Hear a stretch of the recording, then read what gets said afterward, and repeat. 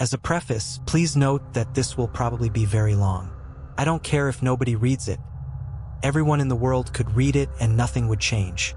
I just need to voice my concerns for my own sake. Perhaps by organizing everything on a page, I can make sense of things. Several years ago, I was in a brutal car accident. I was parked in front of a train track, waiting for the train to pass by. I was the last person not to make it across the tracks. For visualization, there was a solid stream of cars on either side. If I had tried to sneak across, I would have rear-ended the person in front of me before successfully clearing them. I could hear the train approaching, and the black and yellow bars lowered in front of me. I am fascinated by trains, so I was delighted to be so close, finally getting a front row seat. The train was about a quarter mile from the crossing when the driver behind me accelerated and nudged me forward a few feet.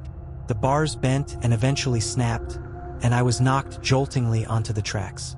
I panicked and threw the car into reverse, trying to back out. The other car apparently had more horsepower, however, and to my horror, my car door aligned perfectly with the cattle guard on the front of the train. I scrambled to get out of the car, but forgot about my seatbelt. I nearly strangled myself trying to get free. By the time I unlatched it, it was too late. One fraction of a second of the loudest sound I had ever heard, and then blackness and silence. I was certain that I had died. I didn't feel any pain, and certainly if I had survived, I'd be in agony. I tried to open my eyes, but nothing would happen.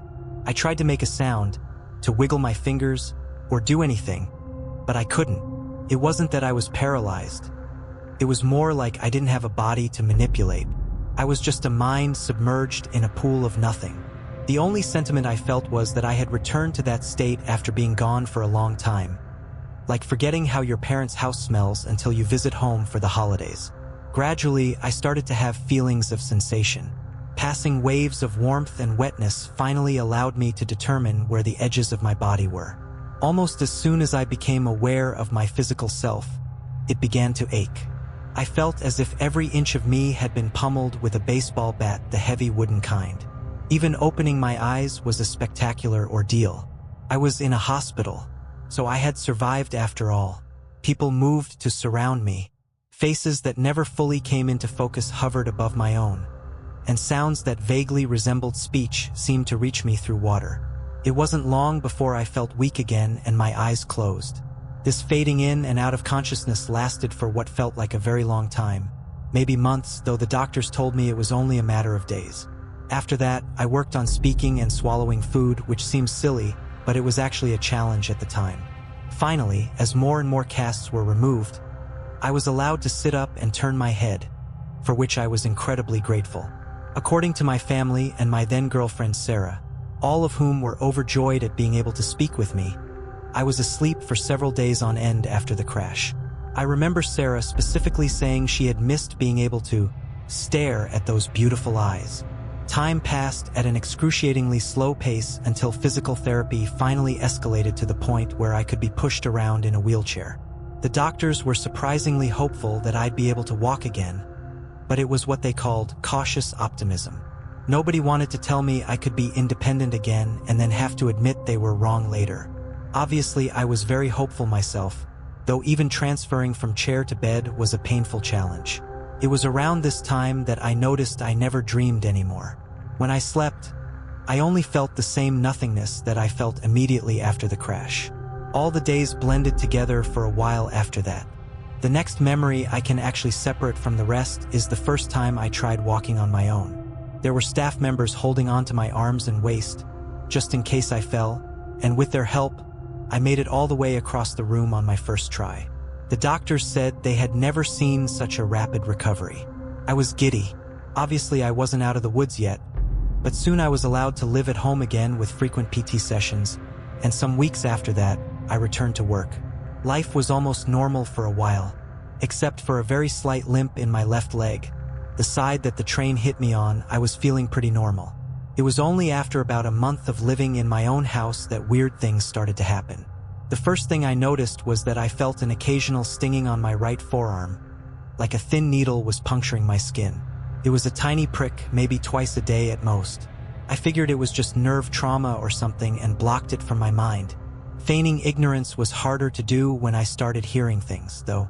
While I was reading in bed one night, I thought I heard Sarah crying. I strained my ears to make sure, and I definitely heard her sobs, but very distantly, like I was submerged in a pool.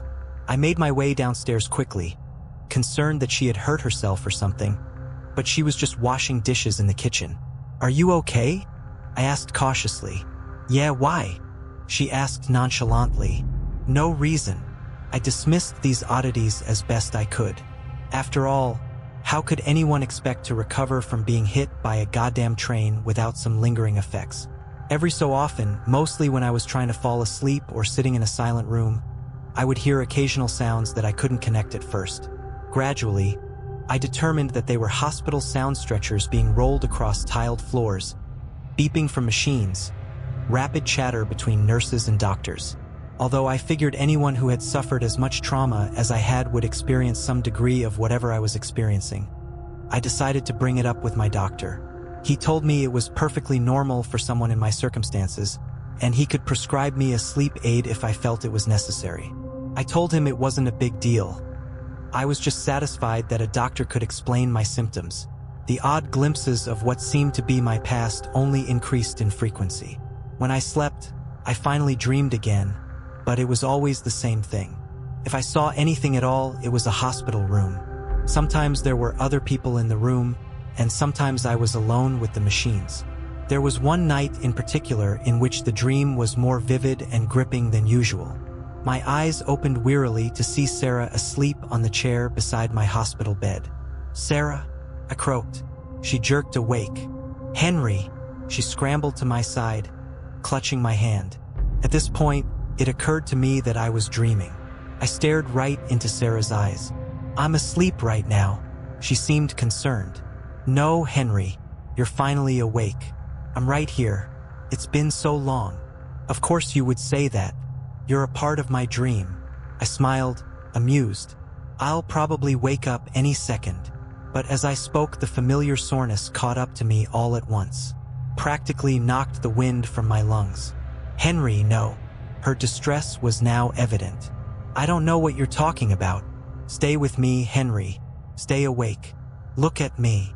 I shook my head defiantly and closed my eyes. When I opened them, I was back in my own bed. It was about 3 o'clock in the morning. I sat awake, pondering what I had just seen. I thought I heard Sarah crying again, even though I could see her sleeping beside me. When Sarah finally woke up, she rolled over and laid an arm across my chest. "Good morning, big guy." She smiled groggily. "If I was asleep right now, would you tell me?" I asked. "What?"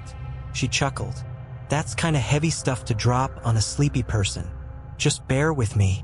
If I was asleep right now dreaming, would you tell me?" "Well, I feel pretty real," she noted, patting different parts of her body.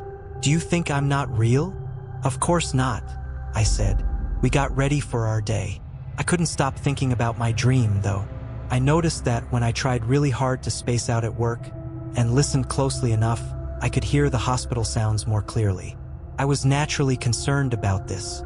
That night, I went to bed early, and just as I thought, I was transported immediately to the hospital bed. I felt the thin sheets beneath my fingers. I opened my eyes, and Sarah was reading a book in the same chair as before. I just looked at her for a long time, trying to discern if she was real. She certainly seemed real enough. She turned pages with the same flourish that she always had, and chewed on one of the temples of her reading glasses.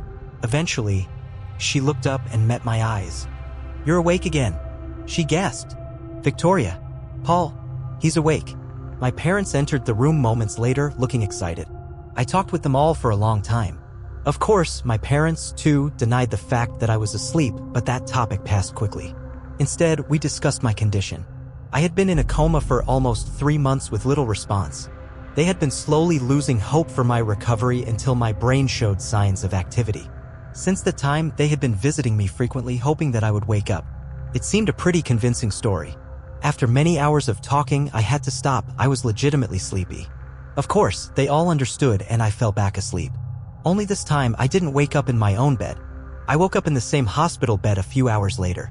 I had to think about it for a very long time, but eventually concluded that I must have imagined my miraculous recovery and had been in a coma the whole time after all. As you can imagine, it was hard to accept at first. Since then, I have been making a second recovery which has been slower and less successful than the first. That's why for a long time I was mostly convinced that I'm really awake this time. Nobody walks after getting blindsided by a train, at least not without lots of hard work. I've still only left my wheelchair on crutches, and it's been 6 years. It probably sounds like a bittersweet ending, and at one point I agreed. I was prepared to live happily ever after in my wheelchair and maybe even graduate to crutches someday, except for one thing. When I'm getting ready for bed after I turn off my lamp and my head hits the pillow, I can still hear them, the faint sounds of a busy hospital. I know that many of you will say, but I'm real. This is real life.